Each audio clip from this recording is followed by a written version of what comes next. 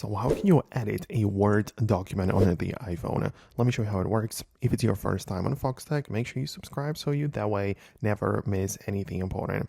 So of course I have my document ready from the Word, I just have a sample one, but if I hold down on it, you can see that if I click on get info, it's literally telling me that it is a Microsoft Word document, right? So I can have it right here. So how do you edit this?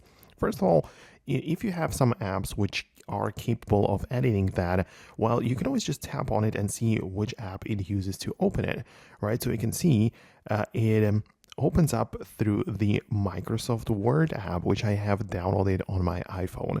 That would work, but as you can see, in order to edit, I have to be signed in, and it's likely I'm going to be required to also have a subscription if I want to use it through this app.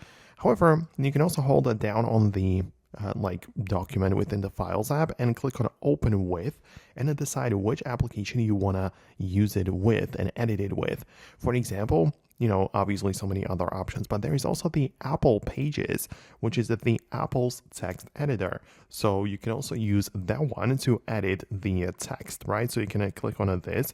It's going to instead open it up through the Apple Pages app, right?